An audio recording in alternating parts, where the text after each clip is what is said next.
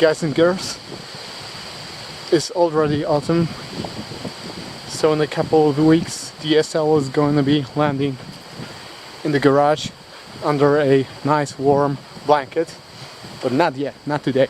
Today we're going to do a follow-up to the previous SL video, but in different driving scenarios. We're going to do some highway pulls, maybe some more spirited driving. Okay, stay tuned.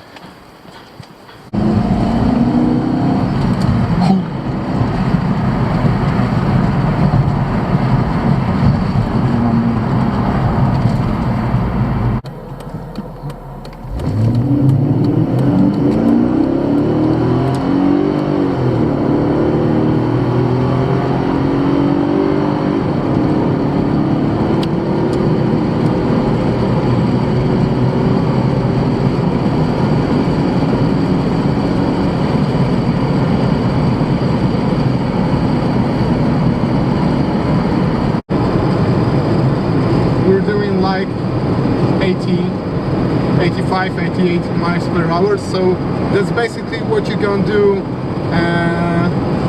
on a highway, unless you live in Germany, when you don't give a fuck and you can go flat out. But unless you live in Germany, that's the maximum speed you're gonna do. It's fairly livable. Of course, you do get some wind noise from the soft top. I have to raise my voice a little bit to be heard, but I could live with that, no problem. It's tough to say what the situation would be if I were doing like 120 or 140 miles per hour. This could be a slightly different situation, but for this type of speed, it's okay. Let's see the fuel economy in a moment. This being a Euro spec, we got instant fuel consumption in kilometers per liter. At the moment it's like 8 kilometers per liter, but when I lift off the gas, it goes around 10 kilometers per liter. So it translates, I think, to maybe 11 liters per 100 kilometers.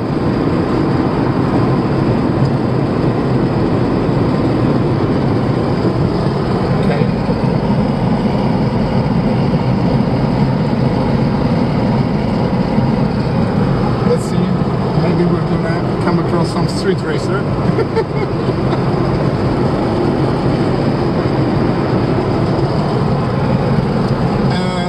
And the one thing I mentioned during my previous ride in the SL, the lazy steering. Oh, we got the street racer. Oh yeah!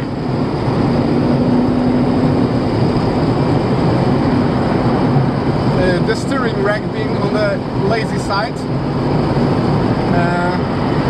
Actually, it pays off in a driving situation like this on the highway, because you can make slight adjustments and the car isn't responding. And you know, when you're doing like 110 miles per hour and the steering rack is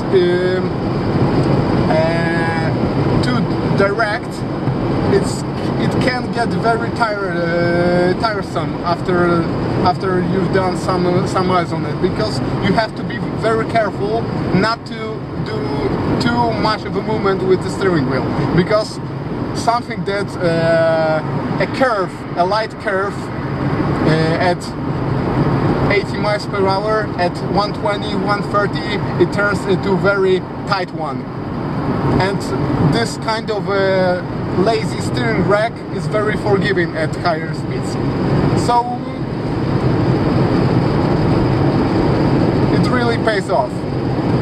So the takeaway is that other than higher noise level that you would get on a hardtop vehicle, this one makes for a plenty capable Bahnstormer, especially with this powerful non-strong V8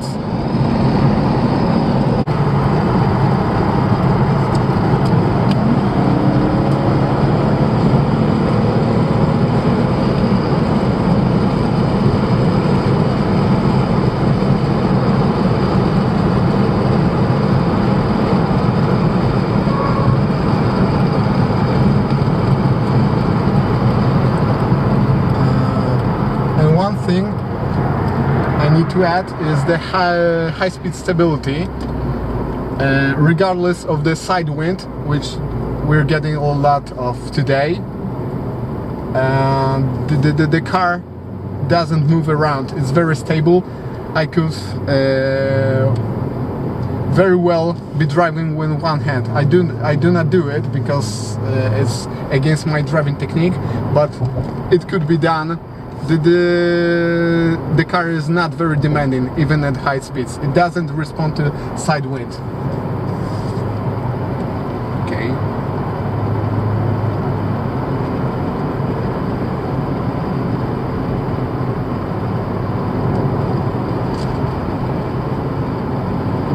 Hopefully we're gonna get a glimpse of the famous Polish golden autumn here.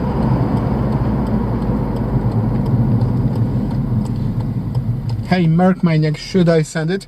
Yeah. Okay, let's wait for the Toyota Yaris to pass. Bye. Ah, we forgot to turn off the ESP.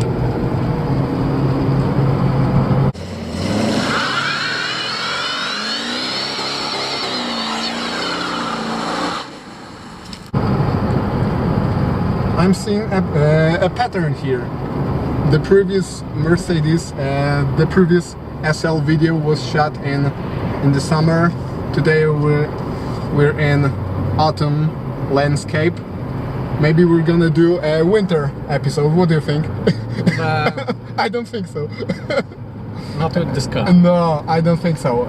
Like I said before, this car is gonna be lying, sitting in a warm garage for the next couple months, waiting for the spring, For the new season. yeah.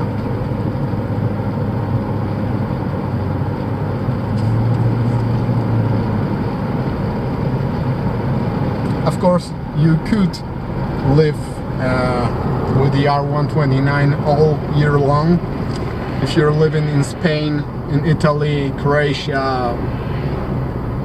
No problem, not to mention California or other warm states in the US. But here in Poland, it's basically we get 6 months of fairly summer-ish weather, and from October until like late March, it's interchangeably rain and snow, lots of wind, so this car is definitely not cut out for this kind of weather. And Wojtek, aka Merc Maniac, being a responsible R129 user, uses the car only the way it was meant to be driven. Exactly. Okay? Exactly. Yeah.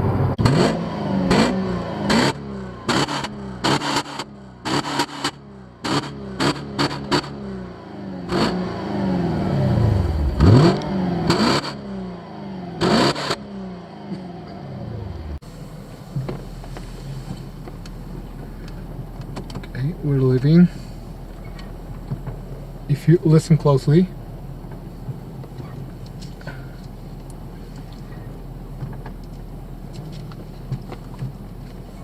you hear the whole body flexing.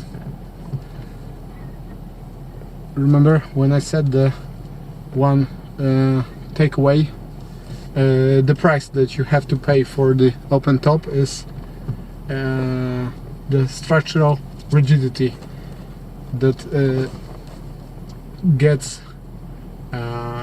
reduced, and you can totally hear it and feel it on the road like this. When you're crawling very slowly, you kind of feel the whole body flex. There's some, I'm not sure if the camera is catching it, but there's some, you can hear some silent noises, some squeaks here and there. You can locate it It's here, it's there, it's there again, it's here, depending where the hole you're driving through is. So you gotta love the car for what it is.